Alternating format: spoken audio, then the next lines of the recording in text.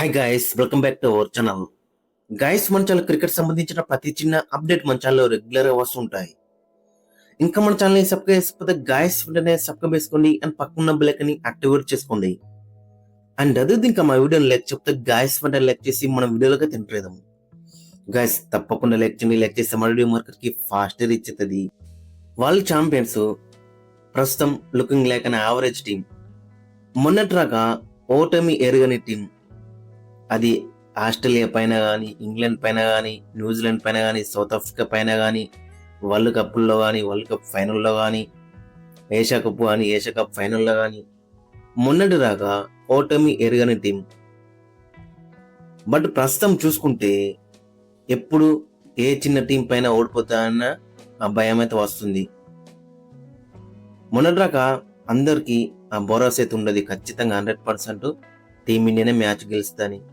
But ఇప్పుడైతే అలా అయితే కనబడతలేదు.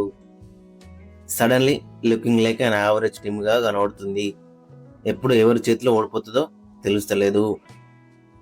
కెప్టెన్ శ్రేయస్ అయ్యర్ చాలా డిసప్పాయింట్మెంట్ అయితే చేస్తున్నాడు ప్రతి మ్యాచ్ లో కూడా. తన కెప్టెన్సీలో మొన్న జరిగిన ఐపీఎల్ లో కూడా తను ఏం చేసిండు, ఆడిన 14 మ్యాచ్ల్లో 9 సార్లు అపోజిట్ టీమ్ కి 200+ రన్స్ అయితే ఇచ్చిండు. అక్కడ కూడా చాలా డిసప్పాయింట్ చేసిండు. ఐపీఎల్లో చాలా బౌలర్స్ ఉన్నారు, వాళ్ళ దాంట్లో ఆల్రౌండర్స్ ఉన్నారు. బట్ గదే 5 అయితే యూజ్ చేసిండు. అడప శశాంక్ సింగ్ నే ఎప్పుడో ఒకసారి అయితే యూజ్ చేసిండు. మార్కో స్టోయినిస్ ఉన్నాడు, ఇంకా చెప్పుకుంటూ పోతే చాలా ఆల్రౌండర్స్ ఉన్నారు.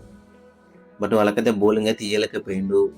గదే 5 బౌలర్స్ యూజ్ చేసిండు, డెప్త్ లో స్పిన్నర్లకు ఇచ్చిండు. కాల్కులేషన్ మిస్ అవుతుండు, ఖచ్చితంగా శ్రేయస్ అయ్యర్ కాల్కులేషన్ మిస్ అవుతుండు. ఎక్కడ ఏ బౌలర్ ని యూజ్ చేద్దామనే కాల్కులేషన్ మిస్ అవుతుండు. మ్యాచ్అప్స్ కూడా మనకైతే బరాబర్గా కనబడతలేవు. 100% ఈ సెకండ్ మ్యాచ్ ఓడిపోవడానికి కారణం వచ్చేసి శ్రేయస్ అయ్యర్ కెప్టెన్సే. మీరు ఒప్పుకున్నా ఒప్పుకపోయినా కానీ చాలా సోషల్ మీడియాలో చాలా వస్తున్నాయి అతనికి నెగటివ్ రూమర్స్ వచ్చేసి. ఒకప్పుడు సూర్యకుమార్ యాదవ్ శివన్ దూబని ఏ విధంగా తన 6th బౌలింగ్ ఆప్షన్ ని యూజ్ చేసుకునేవాడు. మెయిన్ గా ట్రంప్ కార్డ్ బౌలర్ అక్కడ వరుణ్ చక్రవర్తి తన 4 ఓవర్స్ బ్యాంక్ లో పెట్టుకున్నట్టే సూర్యకుమార్ యాదవ్ యూజ్ చేసిండు. ఎప్పుడు వికెట్ కావాలన్నా వరుణ్ చక్రవర్తిని తీసుకొచ్చిండు. అప్పుడు వరుణ్ చక్రవర్తి అందించిండు వికెట్. ఖచ్చితంగా Suryakumar Yadav 2028 world cup Olympics రాక కంటిన్యూ అయితే బెటర్ అయితే ఉంటది. కెప్టెన్లు మామూలుగా మనకి ఈజీగా దొరకరు ఇలాంటి కెప్టెన్స్. ఎందుకంటే సూర్యకుమార్ యాదవ్ మిగతా ప్లేయర్స్ తో ఏ విధంగా బిహేవ్ చేస్తాడో ఆ డ్రెస్సింగ్ రూమ్ లో కానీ చాలా జోవియల్ గా సరదాగా అందరితోని కలిసిపోతాడని చెప్పుకోవచ్చు. సో అలాంటి కెప్టెన్ చెప్పుకోవచ్చు. అప్పుడే కదా రిజల్ట్ మనకి చాలా బెటర్ గా వచ్చేవి. సో ఖచ్చితంగా Suryakumar Yadav 2028 T20 world cup and Olympics రాక కంటిన్యూ అయితే బెటర్ అయితే ఉంటది. తన బ్యాట్ తో కూడా చాలా మంచి నాక్స్ అయితే వచ్చినాయి. 2026 లో ఫామ్ బాగా లేకున్నా గానీ తన మన టీంలోకి సెకండ్ హైయెస్ట్ స్కోరర్ T20s లో చూసుకుంటే ఆఫ్టర్ ఇషాన్ కిషన్. సో అలాంటి ప్లేయర్ అని చెప్పుకోవచ్చు.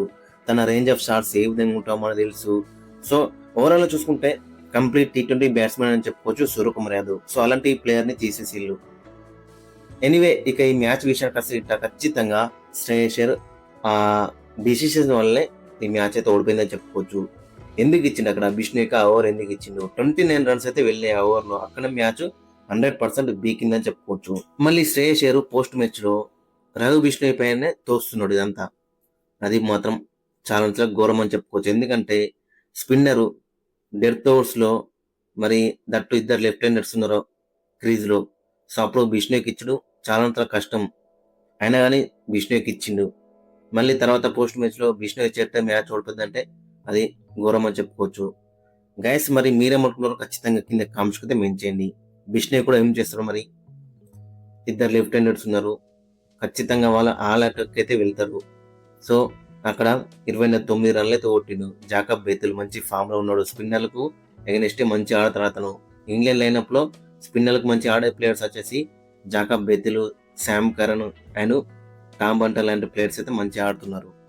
సో నెక్స్ట్ మ్యాచ్ లో ఖచ్చితంగా బిష్ణోయ్ ప్లేస్ లో ప్రిన్స్ యాదవ్ కి ఛాన్స్ ఇవ్వాల్సింది. ఎందుకంటే 3 స్పిన్నర్లు చాలా కష్టం అని చెప్పుకోవచ్చు. ఇంగ్లాండ్ కండిషన్స్ లో దట్టు బౌన్సీ ట్రాక్స్ లో అండ్ స్వింగింగ్ ట్రాక్స్ లో ముగ్గురు స్పిన్నర్లతో అయితే చాలా కష్టం అని చెప్పుకోవచ్చు. సో కాబట్టి ఖచ్చితంగా బిష్నోయ్ ప్లేస్ లో ప్రిన్స్ యాదవ్ నెక్స్ట్ మ్యాచ్ అయితే ఆడే ఛాన్స్ 100% అయితే ఆడుతుంది.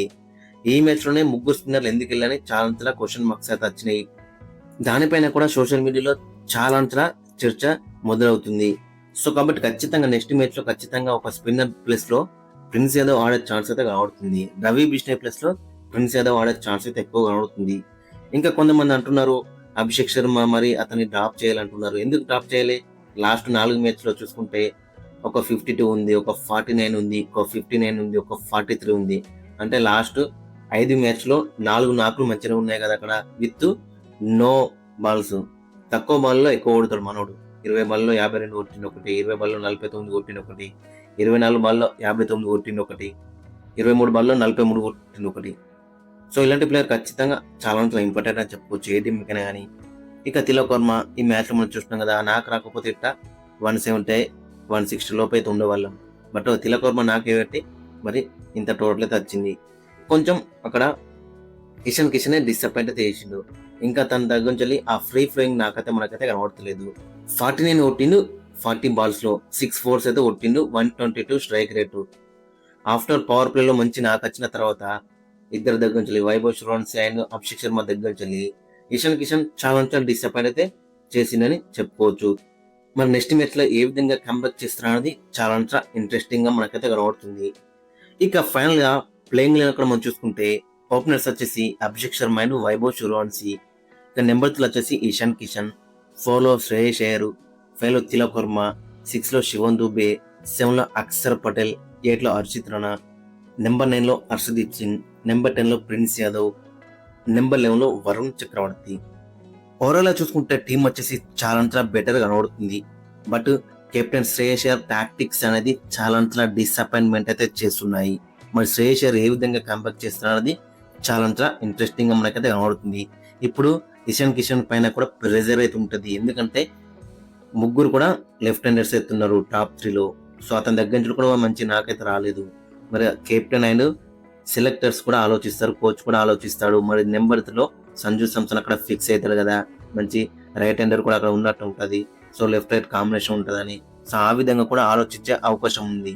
సో కాబట్టి ఇషాన్ కిషన్ కి చాలా ప్రెజర్ అయితే ఉంటుంది. ఇక ఓవరాల్ చూసుకుంటే మనోళ్ళు చాలా బెటర్ ఆలోచన చెప్పుకోవచ్చు. 190 అంటే ఖచ్చితంగా డిఫెండబుల్ టార్గెట్ అని చెప్పుకోవచ్చు ఆ పిచ్ మీద. బట్ శ్రేయస్ అయ్యర్ ఆ కెప్టెన్సీ ఆ టాక్టిక్స్ వల్లనే మ్యాచ్ అయితే ఓడిపోయింది. నెక్స్ట్ మ్యాచ్ లో ఏ విధంగా కంబ్యాక్ చేస్తారన్నది ఇంట్రెస్టింగ్ గా మనకైతే కనబడుతుంది. గైస్ మరి మీ యొక్క ఒపీనియన్ కింద కామెంట్ సెక్షన్ లో మెన్షన్ చేయండి అండ్ మీ యొక్క ప్లేయింగ్ లైన్ కూడా కింద కామెంట్ సెక్షన్ లో మెన్షన్ చేయండి.